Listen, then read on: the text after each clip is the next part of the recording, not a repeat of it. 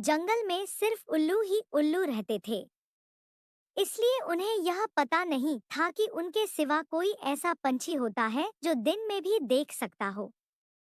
एक दिन अचानक उल्लू के वन में एक काला और लंबी चोंच वाला एक कौवा आ पहुंचा। उसने चश्मा पहन रखा था। उसकी गर्दन में एक थैला लटक रहा था। रात होते ही वन के उल्लू झुंड बनाकर उस विचित्र पंछी को देखने पहुंचे।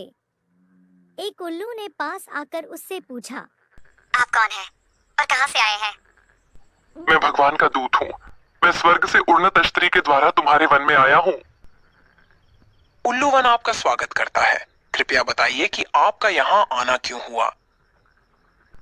दरअसल बात यह है कि तुम लोगों को बनाते समय भगवान से कुछ गलती हो गई थी। फलस्वरूप तुम सब दिन में नहीं देख पाते हो, इसलिए भगवान ने चश्मा भेजा है। इसे पहनकर तुम सब दिन में भी देख सकोगे। कौवा ने चश्मा दिखाकर बोला, आने और लौट कर जाने में होने वाले भारी खर्च को पूरा करने के लिए प्रत्येक चश्मे का दाम मात्र 10 रुपये रखा गया है। जो चाहे खरीद सकता है। मैं सुबह स्वर्ग लौट जाऊंगा। वन के सब उल्लू चकित होकर खुसुर फुसुर करने लगे।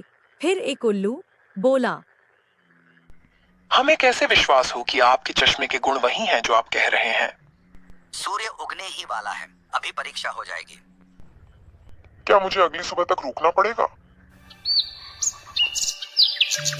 थोड़ी देर में जब दिन का उजाला फैल गया तो कौवे ने बरगद के सामने वाले पेड़ पर जाकर बारी बारी से चश्मे पहनकर बताया कौन उल्लू अपनी जगह से खिसका, किसने चोंच खोली, किसने अपने पंख फड़फड़ाए, किस डाल पर कितने उल्लू किस दिशा में बैठे हैं। कौवा की बात सुनकर सभी को विश्वास हो गया, लेकिन एक सबसे बूढ़ा उल्लू जो जब तक एक ओर बैठा सोच रहा था कि यह विचित्र पंछी कौवा ही है, क्योंकि उसके दादाजी ने बताया था कि एक पंछी काला लंबी चोंच वाला कौवा होता है, वह दिन में भी देखता है। वह बेहद चालाक और ठग होता है। वह बच्चों के हाथ से रोटी झपट लेता है। बूढ़े उल्लू ने अपना शक सब उल्लुओं को बता दिया। फिर बूढ़ा विचित्र पंछी से बोला, आप मुझे चश्मा पहना दें, अपने घर से पैसे ला देता हूँ। इस चश्मे को सिर्फ रात में ही खरीदा जा सकता है और बगैर खरीदे पहना नहीं जा सकता। ऐसा भगवान का आदेश है। अब सब उल्लू संदेह करने लगे।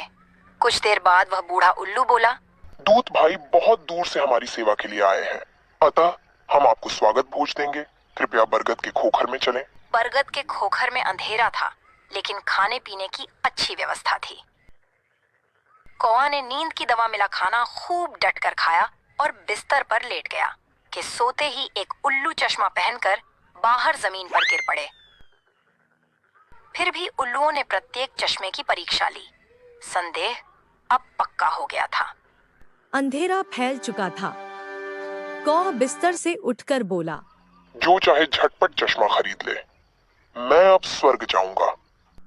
कौवा जी, हमने आपकी और अपने चश्मे की परीक्षा ले ली है। अब आप स्वर्ग जाने के लिए तैयार हो जाइए। उल्लुओं की चोंच उस पर पड़ने लगी। कौवे ने उड़कर भागना चाहा, किंतु खोखर के बाहर बैठे उल्लुओं ने हमला बोल दिया। बच पाने का कोई रास्ता न देख कौवा रो रो कर गिड़गिड़ाने लगा। माफ कर दो भाइयों, अब ऐसी गलती कभी नहीं करूंगा।